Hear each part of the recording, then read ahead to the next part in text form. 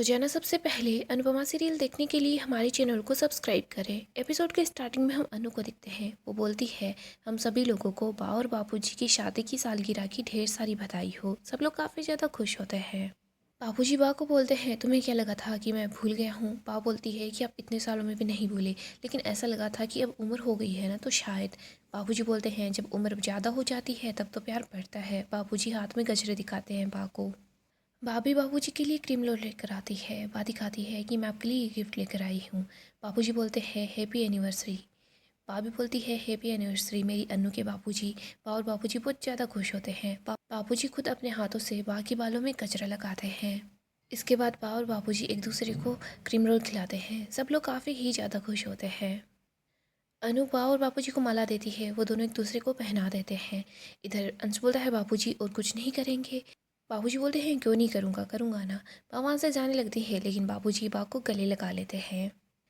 अनु बा और बाबूजी को बोलती है कि आप दोनों यहाँ पर आकर बैठ जाइए। इसके बाद अनु इन दोनों की आरती करती है। अनु बोलती है, प्यार तो आसमान की तरह होता है, खासकर जीवन की शाम में। तब ये और भी ज़्यादा सुंदर दिखाई देता है। इधर दिग्विजय बोलता है, अगर प्यार सच्चा होता है ना, तो ये उम्र के साथ कम नहीं होता। प्यार में इतनी ताकत है कि उम्र चाहे कितनी ही हो, लेकिन दिल हमेशा जवान रहता है। अनु बोलती है, आपकी बात बिल्कुल ठीक है। अनु बोलती है, तुम लोग ये देखो और सीखो। प्यार ऐसे कोई जवानी अठानी नहीं है जो रास्ते में गिरी हुई मिल जाएगी। प्यार तो मिट्टी का घर है जो रोज़ रोज़ थोड़ा थोड़ा टूटता है। उसको रोज़ रोज़ थोड़ा थोड़ा करके बनाना भी पड़ता है। अनु बोलती है ना बापूजी? बापूजी बोलते हैं, हाँ। दिग्विजय बोलता है, प्यार वो मंजिल है जहाँ पर दो राही एक दूसरे का हाथ थाम कर आगे बढ़ते हैं। दिग्विजय बा और बाबूजी के बारे में बोलता है, और ये है असली लव स्टोरी। इधर हम देखते हैं, बंकू और ईशु एक दूसरे को ही देख रहे होते हैं। दूसरी तरफ अंश और प्रेरणा ये भी एक दूसरे को देख रहे होते हैं और काफ़ी ज़्यादा खुश होते हैं। तो अशु बोलता है, परी यहाँ पर आ तो गई है, लेकिन इसको हम जल्द ही यहाँ से वापस भेज देंगे। किंजल बोलती है, खबरदार अगर मेरी बेटी के पास भी आए तो।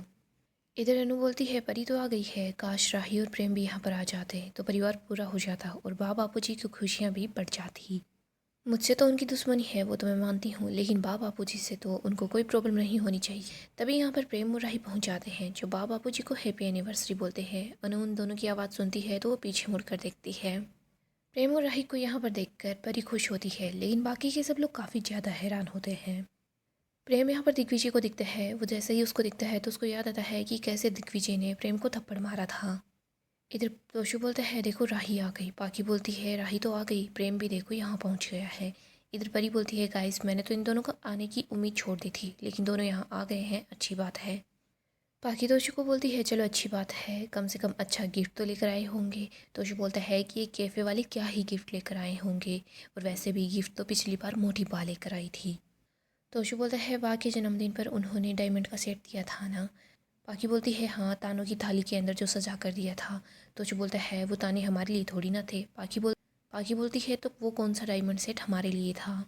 प्रेम और राही बा बाबूजी के पास आते हैं। उन दोनों को हैप्पी एनिवर्सरी बोलते हैं, उन दोनों का आशीर्वाद लेते हैं और उनको गिफ्ट दे देते हैं। प्रेम बोलता है, आप दोनों की बस जोड़ी यूं ही बनी रहे। इधर बा बोलती है, क्या हुआ, आप अपना पुराना वाला जो जोक है वो नहीं मारोगे क्या? ऐसे नहीं बोलोगे क्या कि हम दोनों को नज़र कैसे लग सकती है, क्योंकि मेरे साथ तो नज़र बट्टू जो घूमता है।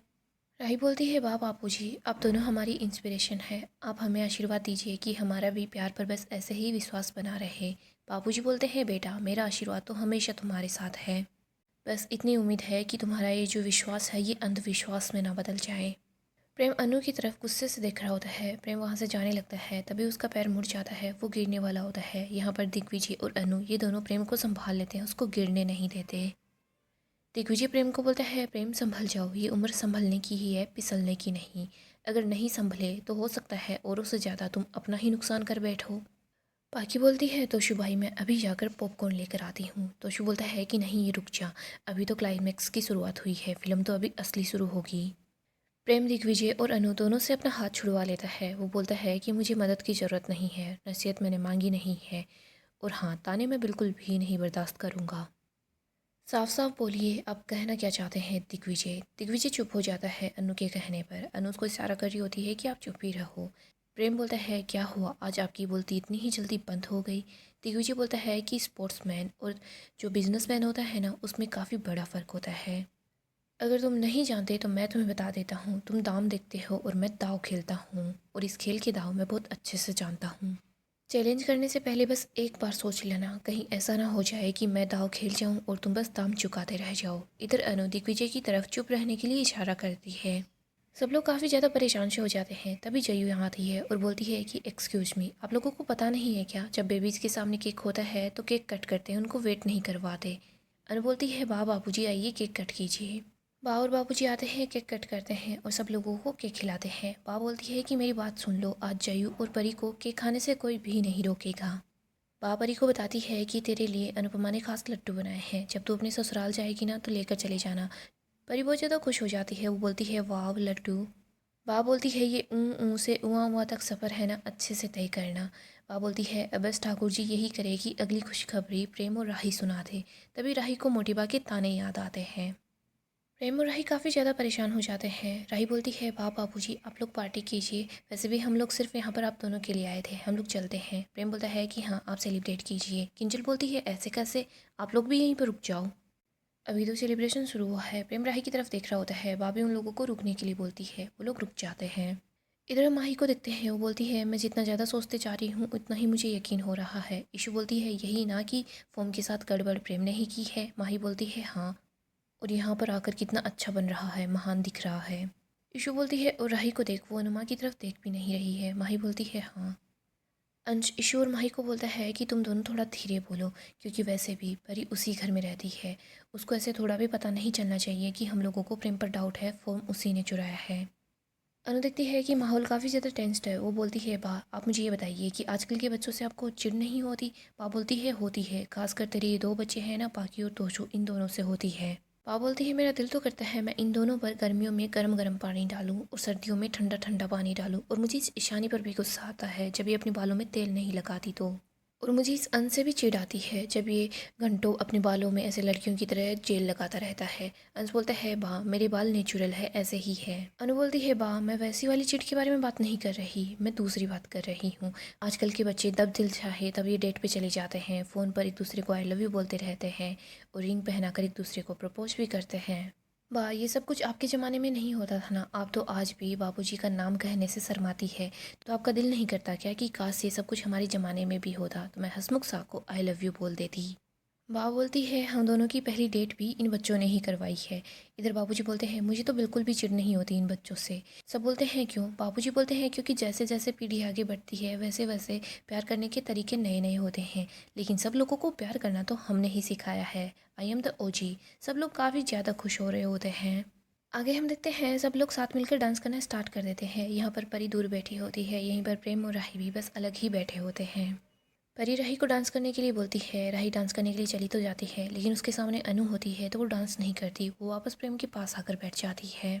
इधर हम देखते हैं अंश और प्रेरणा एक साथ डांस कर रहे होते हैं, तो यहीं पर ईशानी और बंकू ये दोनों साथ डांस कर रहे होते हैं। जैसे ही पाकी देखती है कि बंकू ईशू के साथ डांस कर रहा है तो पाकी जानबूझकर बार बार बीच में आ रही होती है। सब लोग डांस कर रहे होते हैं। जयू प्रेम को देखती है, जयू प्रेम को डांस करने के लिए आती है। यहाँ पर प्रेम बापूजी के साथ मिलकर डांस करता है। यहीं पर हम देखते हैं परी भी डांस करने लग जाती है। किंजल परी के पास आती है और बोलती है कि परी तू तो फिर से बचपना कर रही है, तू भूल गई क्या? परी बोलती है एक्साइटमेंट के चक्कर में मैं एक मिनट के लिए भूल ही गई थी। अनु बोलती है परी बेटा, तभी तो ऐसे वक्त में बड़ों का साथ होना बहुत ज़्यादा ज़रूरी है, तभी तो हम लोग तुम पर नज़र रख रहे हैं। परी तू आराम से दिल खोल कर नाच, लेकिन ऐसे उछल उछल कर नहीं, आराम से डांस करना। किंजल बोलती है मम्मी मैं तो परी को सिर्फ डांट रही थी, लेकिन आपने परी को समझा भी दिया और इसका ख्याल भी रख लिया। अनु बोलती है अब बस भी कर दे। किंजल बोलती है मम्मी हम परी की डिलीवरी यहीं से करवा सकते हैं क्या, ताकि ना तो मैं नर्वस हूँ और ना ही परी को कोई प्रॉब्लम हो। परी बोलती है हाँ अनुमा, मुझे भी आप लोगों के साथ रहना है, मैं यहीं पर रहना चाहती हूँ। अनु बोलती है सबसे पहले तू राजा से बात कर, अगर राजा को कोई प्रॉब्लम नहीं है तो आराम से आकर यहाँ पर रह ले, फिर देखना चाहे छोटी परी आए या फिर छोटा राजा आए, मुझे तो बस उस बच्चे को अपनी गोद में खिलाना है, फिर चाहे कोई भी कितने भी गुस्सा क्यों ना करता रहे या फिर कुछ भी बोलता रहे। किंजल बोलती है मम्मी आपने परी के होने के टाइम पर मुझे भी सेम ही बात बोली थी, और मुझे पूरा यकीन है कि आप सेम यही बात राही को बोलेंगी। अनु बोलती है कि हाँ बोलूँगी। जैसे ही राही का नाम आता है यहाँ पर परी परेशान हो जाती है, वो अपसेट सी होती है। अनु बोलती है मैं राही के लिए भी डब्बे भर भर कर लड्डू बनाऊंगी, उसको अपने हाथों से लड्डू खिलाऊंगी, उसका जो दिल चाहेगा वो चीज़ें मैं उसको खाने के लिए बना कर दूंगी, उसके बच्चे को मैं अपना बोलूँगी, उसको गोद में लेकर घूमती रहूँगी, फिर चाहे मोटी बा कुछ भी बोलती रहे। परी जैसे ही सब कुछ सुनती है तो वो इमोशनल हो जाती है। किंजल बोलती है परी क्या हो गया, तुम रो क्यों रही हो? अनु बोलती है, तू रो क्यों रही है, क्या हो गया है? किंजल बोलती है, बताओ ना परी, कोई प्रॉब्लम है क्या? परी बोलती है, नहीं नहीं कोई बात नहीं है, सब ठीक है। परी प्रेम और राही की तरफ देख रही होती है। अनु भी उन्हीं लोगों की तरफ देखती है। अनु बोलती है कि एक मिनट, मुझे पता चल गया है, तो अपने लिए नहीं रो रही, तो राही के लिए रो रही है। किंजल बोलती है, क्या बात है? अनु बोलती है कि कोई प्रॉब्लम है क्या, राही के प्रेग्नेंट होने में कोई दिक्कत है क्या, बताओ ना परी। अनु बोलती है, बताना परी, कोई प्रॉब्लम है क्या? परी बोलती है, आपको कैसे पता चला? अनु बोलती है, मुझे पूरी की पूरी बात बता। इधर हम प्रेम और राही को देखते हैं। प्रेम अपसेट सा होता है। राही बोलती है, प्रेम तुम ठीक हो ना? प्रेम बोलता है, मैं ठीक हूँ। राही बोलती है, मैं अभी वॉशरूम होकर आती हूँ। राही वॉशरूम की तरफ जा रही होती है। तभी यहाँ पर राही अचानक से रुक जाती है। वो देखती है कि यहाँ पर एक फ़ोटो फ्रेम लगी हुई है, जिसके अंदर प्रेम, राही की, अनु और राही की, इन सब लोगों की ही पिक्चर लगी हुई है। राही उन पिक्चर्स को ही देख रही होती है। वो इमोशनल हो जाती है। वो देखती है कि अनु यहाँ आ गई है। वो जैसे ही अनु को देखती है तो उसको प्रेम की बात याद आती है। प्रेम ने बोला था, अगर तुम एक बार अपनी माँ के पास चली गई ना, तो लौटकर अपने पति के पास कभी नहीं आ पाओगी। राही वहाँ से जा रही होती है। तभी उसका पल्लू अटक जाता है। राही बोलती है कि मुझे जाने दीजिए। अनु बोलती है कि तुझे मैंने नहीं रोका है, तुझे कान्हा जी ने रोका है, पीछे मुड़कर देख। राही देखती है कि उसका पल्लू अटका हुआ है। वो उसको निकालने की कोशिश करती है। अनु बोलती है, राही हम 5 मिनट बैठकर बात कर सकते हैं? राही कुछ नहीं बोलती। अनु बोलती है, सिर्फ 2 मिनट? राही फिर भी कुछ नहीं बोलती है। अनु बोलती है, सिर्फ 1 मिनट तो बात कर ही सकते हैं। राही अपना पल्लू निकाल लेती है। वो वहाँ से जाने लगती है, लेकिन वो रुक जाती है। अनु राही के पास आ जाती है। उसको बोलती है कि बेटा कुछ पल के लिए तो अपनी माँ के पास बैठ जा। यहाँ पर प्रेम आ जाता है। वो देखता है कि राही अनु के साथ है। अनु बोलती है, बेटा कुछ पलों के लिए।